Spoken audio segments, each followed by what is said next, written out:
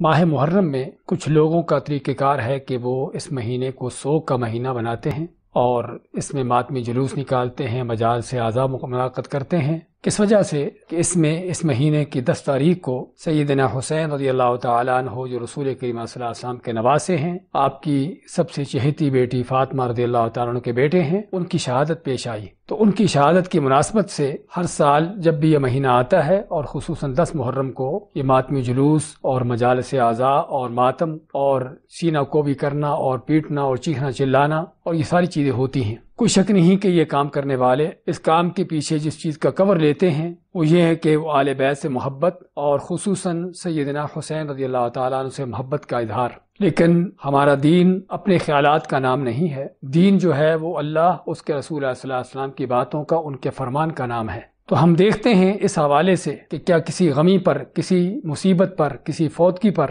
چاہے وہ کتنا بھی عزیز کیوں نہ ہو، وہ مصیبت کتنی بھی بڑی کیوں نہ ہو، اس پر ہمیں اس طرح کے کام کرنے کی اجازت ہے۔ چنانچہ اس کے بارے میں رسول کریم صلی اللہ علیہ وسلم کا فرمان ہے، جس طرح کہ صحیح بخاری کی حدیث ہے، لیس منا من ضرب الخدود وشق الجیوب ودعا بدعوى الجاہلیہ، کہ جو شخص جو ہے کسی مصیبت کے وقت اپنے چہرے کو پیٹتا ہے، گریبان پھاڑتا ہے اور جاہلیت کی باتیں کرتا ہے، یعنی واویلا کرتا ہے، ماتم کرتا ہے، نبی کریم صلی اللہ علیہ وسلم کا فرمان ہے کہ لیس منا، وہ شخص ہم میں سے نہیں ہے۔ اور یہ لفظ ہمیں سمجھنے کی ضرورت ہے کہ جب نبی کریم علیہ السلام کسی شخص کے بارے میں کہتے ہیں کہ ہم میں سے نہیں ہے، تو پھر کون ہو جاتا ہے، اس کا شمار پھر کن کے ساتھ ہوتا ہے،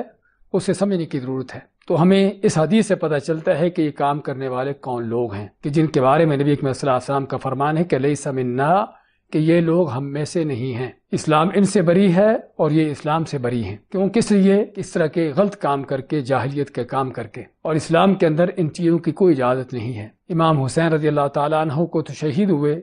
تقریباً 1400 سال کے قریب ہو رہے ہیں، لیکن میت سامنے بھی کیوں نہ پڑی ہو اور کتنا بھی عزیز کیوں نہ ہو، وہاں بھی نوحہ کنا کرنا، چیخنا چلانا اور سینہ کو بھی کرنا، ان چیزوں کی اجازت نہیں ہے۔ ہاں، آنسو بہا سکتا ہے آدمی۔ نبی اکرم صلی اللہ علیہ وسلم کے بیٹے ابراہیم فوت ہوتے ہیں، آپ اس کو گود میں لیے ہوئے ہیں،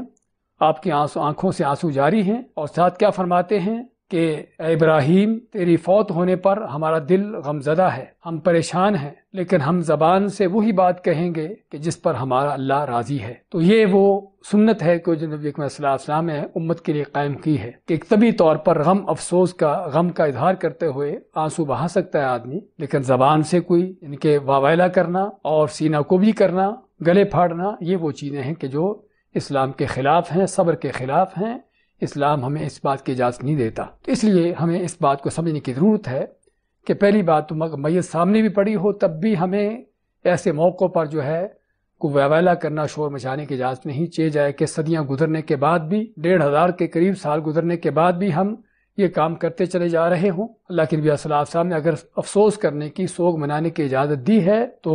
وہ صرف عورتوں کو اجازت دی ہے، اور وہ بھی 3 دن کے لیے۔ تو چنانچہ اللہ کے نبی صلی اللہ علیہ وسلم کا فرمان ہے دوسری حدیث میں کہ کسی عورت کو اجازت نہیں کہ کسی کے مرنے پر وہ 3 دن سے زیادہ سوگ منائے، سوائے اپنے خاوند کے، کہ جس کے فوت ہونے پر عورت کو 4 مہینے اور 10 دن جو ہے اس کا سوگ ہوتا ہے، اور وہ سوگ ہونے کا معنی کہ اس میں کسی طرح کی زیب و زینت کا اظہار نہ کرنا، کشادی نکاح نہ کرنا۔ تو یہ وہ صرف اس عورت کو اجازت دی گئی ہے جس کا خاوند فوت ہوتا ہے، ورنہ آپ فرماتے کہ کسی عورت کو اجازت نہیں کہ وہ 3 دن سے زیادہ سوگ منائے۔ اور حدیث میں عورت کا لفظ آنا، اس بات سے علماء نے دلیل لی ہے کہ یہ سوگ منانے کی جو 3 دن کی اجازت ہے، یہ بھی صرف عورتوں کے لیے ہے، مردوں کے لیے بھی نہیں ہے۔ تو علی کل حال ہمیں ان سازشوں کو سمجھنے کی ضرورت ہے کہ جو اسلام کے خلاف چل رہی ہیں، اور لوگوں کو اصل کام جو کرنے والے ہیں قرآن و سنت کے، ان سے ہٹا کر ان ماتموں پر اور ان سوگوں پر اور ان تعزیتوں پر لگا دینا حقیقت میں اسلام کے سراسر خلاف چیزیں ہیں۔ نہ تو اسلام نے اس کی اجازت دی ہے اور نہ ہی اسلام کے یہ چیزیں کسی لحاظ سے اس کے مطابق ہیں۔ اللہ تعالی ہم کو دین کی سمجھ عطا فرمائے اور اس طرح کی خرافات سے بچنے کی اور دور رہنے کی توفیق دے۔ وصلی اللہ وسلم علی نبینا محمد۔